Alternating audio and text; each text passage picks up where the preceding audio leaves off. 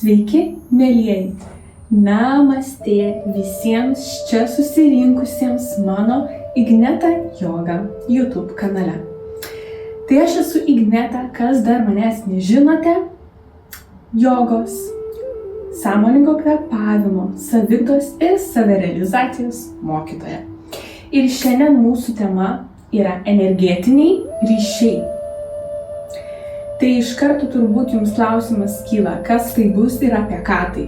Tai apie mus supančius žmonės, su kuriais mes kontaktuojame net eidami mieste, gatvėse, darbo vietoje, darbo aplinkoj, keliaudami visur, kur sutinkame žmonės pagal išvaizdą, emociją, nuotaikas.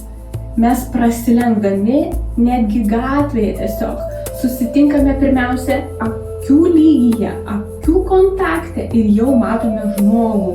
Paskui jau tampa išvaizda įdomi, bendravimas ir to žmogaus energija, jeigu tik jaučiame. Tai noriu jums pristatyti šį kartą apie energetinius ryšius. Energetiniai ryšiai būna kokie? Būna skausmingi, liūdni, pikti, kerštingi arba kita esmė tai būtų džiaugsmingi, malonūs, užkraunantis ir mus maitinanti tokia energija, su kuo mes bendraujame.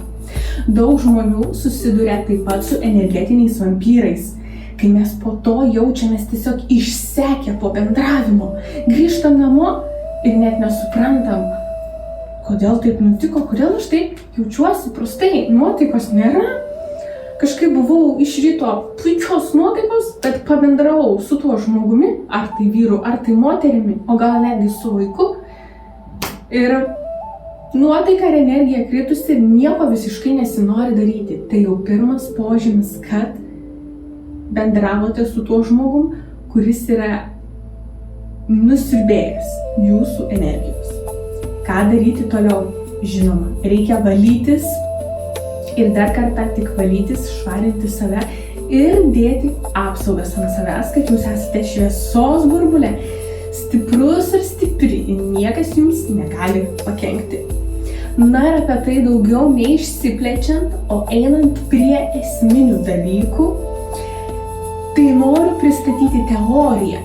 Kaip tai atrodys? Tai bus mūsų kaip praktika ir visas procesas kvėpavimo metu, paleidimo energetinių ryšių. Tai be viso to yra svarbiausia turėti ir įrankius.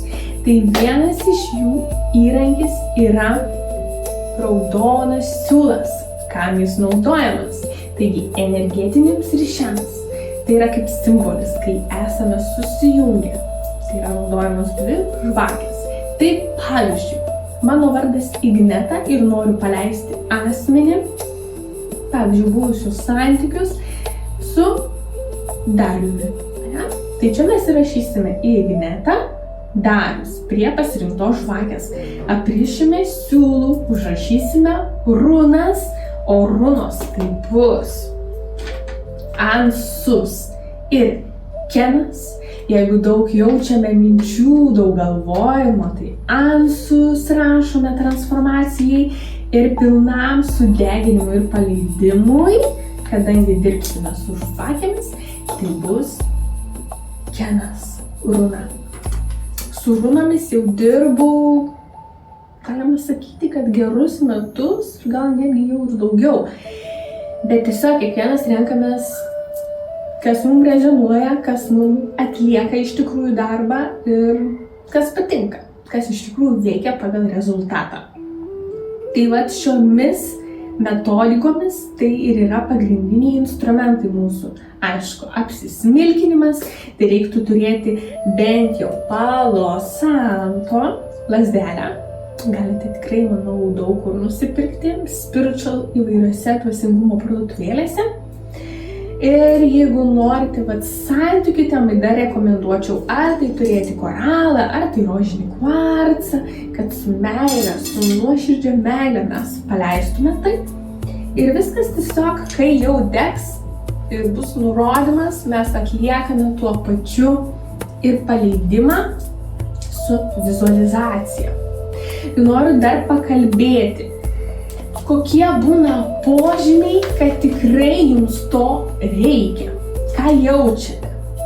Tai būna intuityvus jautimas, kad žmogus jūs prisimena ir tada staigiai jums parašo ir jūs suprantat, kad tas žmogus net jūsų dar nėra paleidęs. Ne tik jūs, kaip pagalvojat, bet ir kitas žmogus.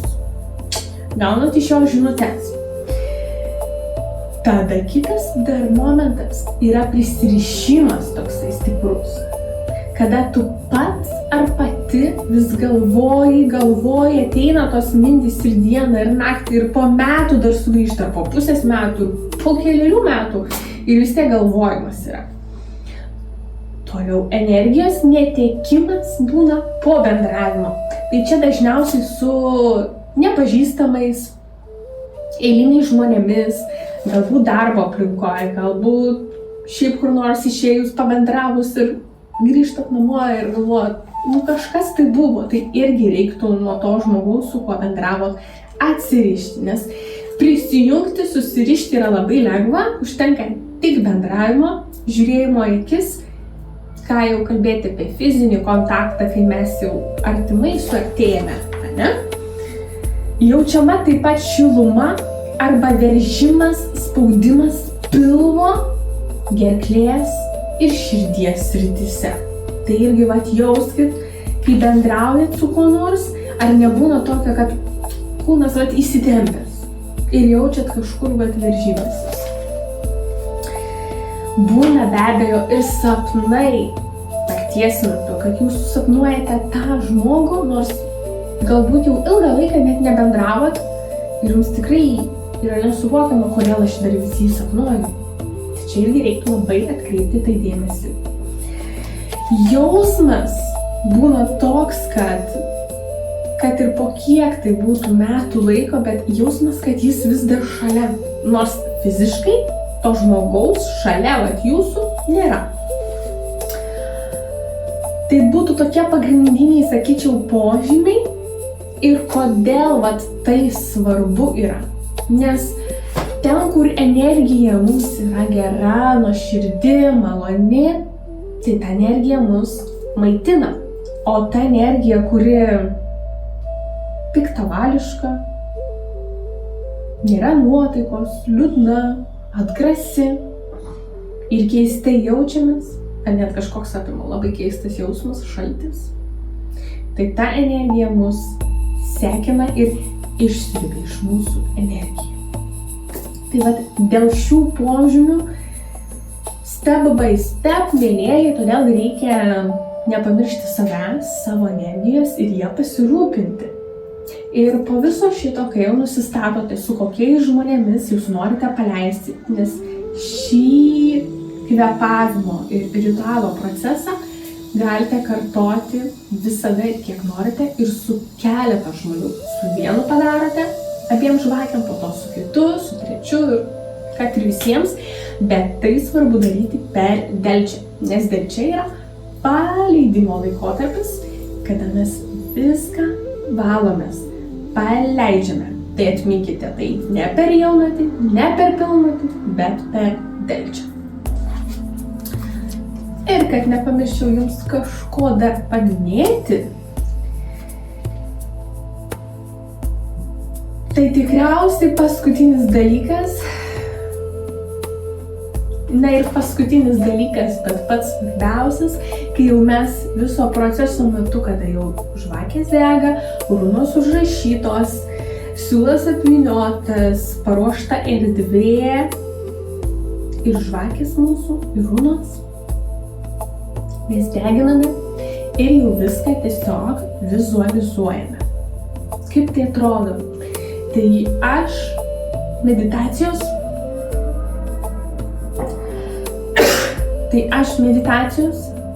ir kvėpavimo metu jūs įvedu, tai aš. Vizualizacijos ir meditacijos ir kvėpavimo būdu sumiksuotai, sukombinuotai, aš jūs įvedu į kvėpavimą, kol dega žvakės ir viskas paruošta. prisijungiam prie to srauto ir pamatom tą žmogų priešais akis. Taip kaip ir žvakės dega viena su kita. Susitinkame, atleidžiame, padėkojame tam žmogui ir su nuoširdžia meile mes tą žmogų paleidžiame. O paleidimas ir vyksta, kai pamatom, nuo kur yra įjungiantis mus siūlai. Štai taip viskas pradeda sudegti ir atsileidinėti. Ir jūs išlaisvėjate. Jūsų tada energija grįžta pas jūs, o kito žmogaus energija grįžta pas jį. Ir jūs visiškai esate emociškai, fiziškai, mentališkai, dvasiškai atsirišę. Aš tai padarysiu ir jūs išmokinsiu mano praktikos metu energetiniai ryšiai. Tai po video rasite nuorodą, prašau registruotis, užpildyti ir tai bus viskas Facebook grupėje. Ten mes atliksime kartu viską iš eilės, parodysiu, kaip darom, padarysime kartu vizualizaciją, kvėpavimą ir paleidimą. Ir šis įrašas bus jūsų, kiek norėsite, tiek be galo be krašto, kiekvieną delčią galite naudoti. Svarbiausia turėti priemonės, 2 žvakes, tai vienai situacijai, runas užrašytas ant lapuko, smilkaliukas Palo Santo, kad palaikyti vibracijas ir žinokite viskas, tik tiek jums reikia, kad tai atlikti. Na ir žinoma, tinkamos vedlės praktikos metu. Tai būtų trumpai tiek, kviečiu visus registruotis ir pilnai paleisti, atsiriboti nuo to, kas jums nebetarnauja. Namaste. Ir gero vakaro visiems linkiu. Iki kitų kartų.